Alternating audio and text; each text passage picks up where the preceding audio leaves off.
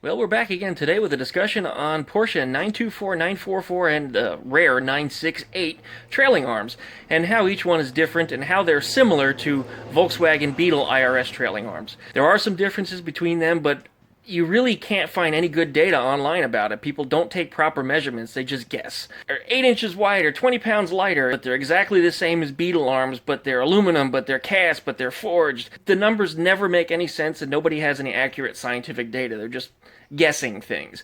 So what we're going to do today is we're going to take these arms, we're going to take a bunch of measurements, we're going to find out exactly what the differences are between these arms and how they're going to apply to one of my projects.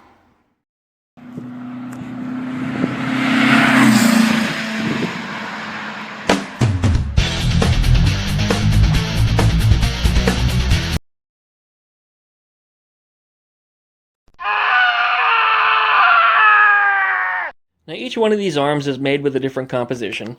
There are some aluminum ones you see on the left, and there are some steel ones on the right. Going from earliest to the latest in the evolution, we're going to be starting from right to left. We're going to discuss each one of these and how they're different.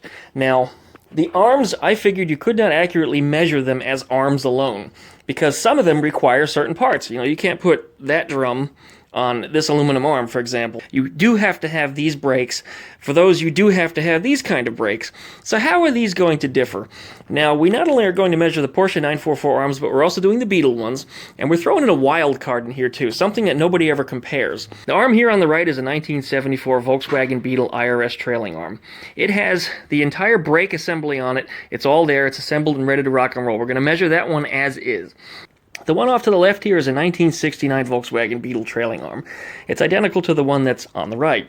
But the difference is this one has a disc brake assembly on that. And you might say, well, you know, why does a 69 have it? Why doesn't a 74? Well, the reason why is because this is actually an aftermarket kit that's been added by me. This is a CB Performance disc brake kit. It's a 914 rotor with a caliper that looks like it's from a 914, but I really don't know for certain. So you can't hold me to that one.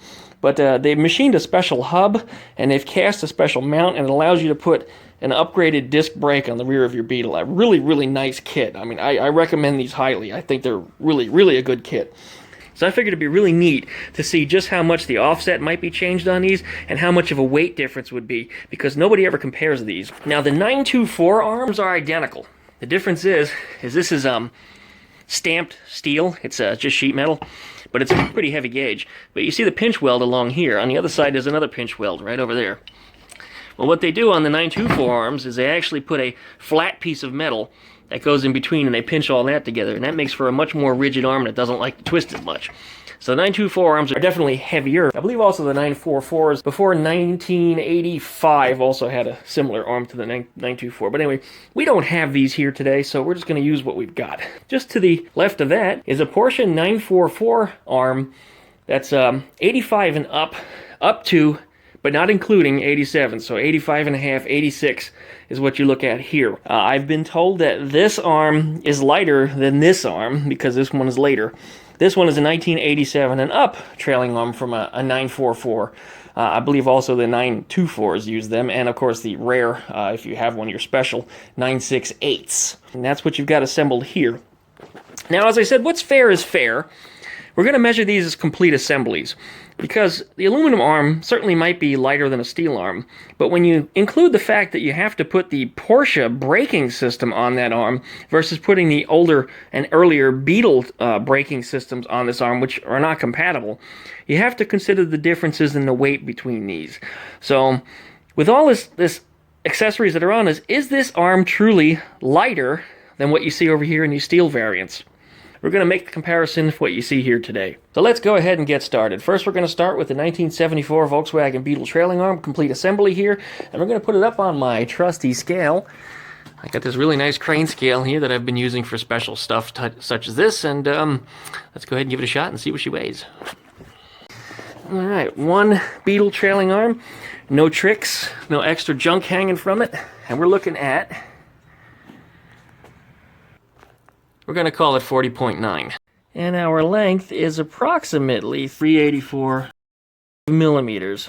We've got that data recorded. We're going to move on to the next arm. Well, there's our 1969 Beetle trailing arm with my CB Performance disc brake set up on it. And to my surprise, It weighs more. 47.18 pounds, in fact. So it's almost a whole 6 pounds more than a 1974 Beetle arm weighed. Let's go ahead and measure the dimensions and see how much that differs, but that surprised me. For this to actually weigh 6 pounds more, that's pretty dramatic. Especially since this is supposed to be, upgraded, right? Well, it weighs more. Alright, moving forward. Alright, and our width is 475 millimeters, is what we're looking at here, based on the measurement comparison to what we did before. Now, CB Performance does say that this disc brake kit will push you out 10 millimeters. And we had 465 before, we got 475 now. The length is identical. I don't even think we need to recover that again. 384 millimeters. Now this is according to how I've measured it. Volkswagen may have a different spec, but I went from center of axle to the center of the fulcrum point right here. And that's what I got using my tools. Okay, now we're going to skip this one, and the reason why I'm going to skip that is because I don't have a disc that fits on that one, and the disc is actually different than this one. So what I'm going to do is I'm going to pull up manufacturer specifications on this disc and that disc and get the weight difference between the two.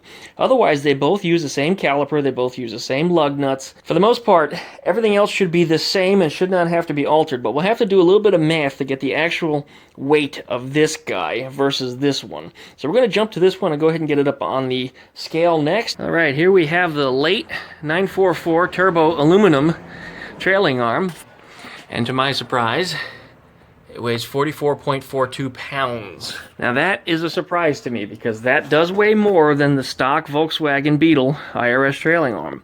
So if you expect to install these and have weight savings over the stock ones, you're wrong.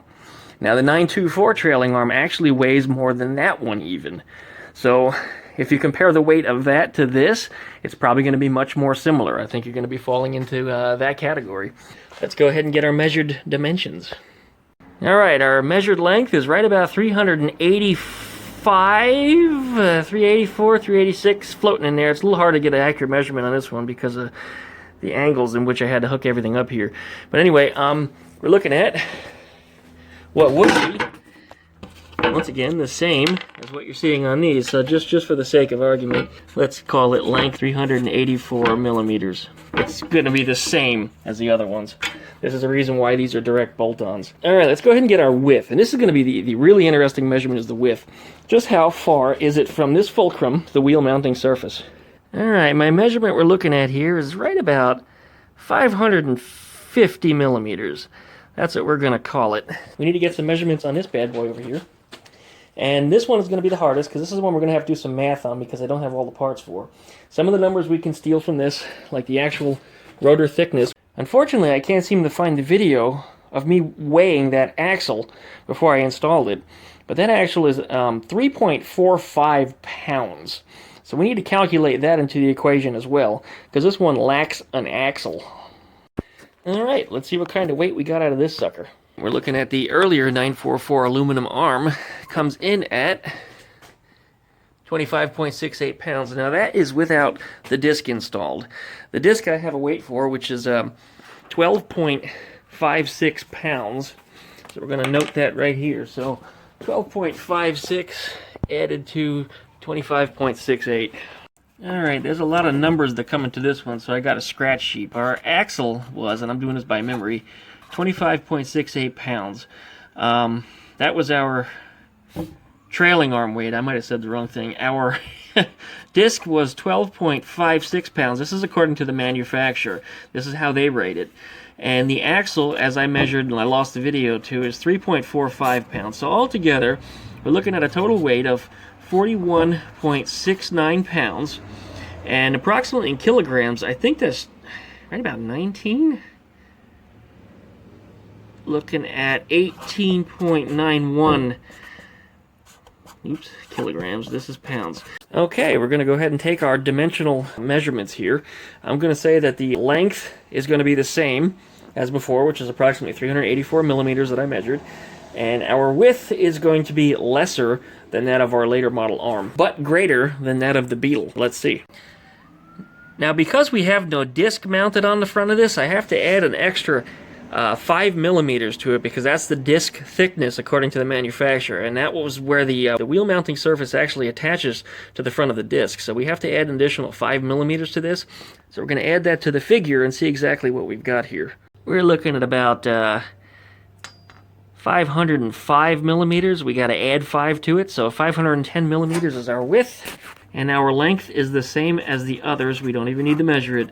344 millimeters, because these are a direct swap for these other parts. There is one thing that we need to consider, which I did not. I kind of made a mistake here, but these measurements on these aluminum arms are actually wrong. These weights should be more, and how I screwed this up, and you guys are going to love this, but when I assembled the caliper on the arm, and I assembled the disc on it, I forgot to put the e-brake parts in it. So I'm going to put all these parts in a little bag and get an additional measurement and figure out what the math difference is. Alright, in this bag I've got all the e-brake parts.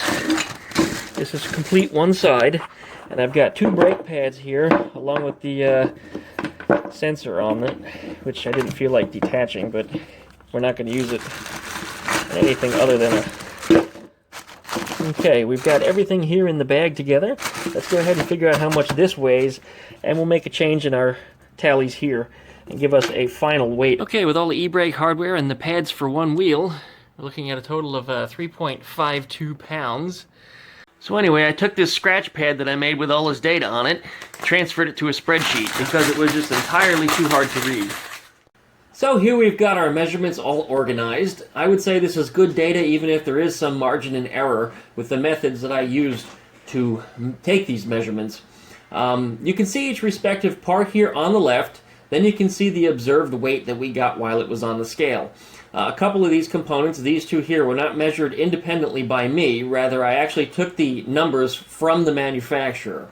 Next off, we have the assembled weight in both pounds and kilograms for our metric sexuals out there. This spreadsheet does the math with the formulas that I've got programmed into it. So for example, if I were to change the e-brake weight here,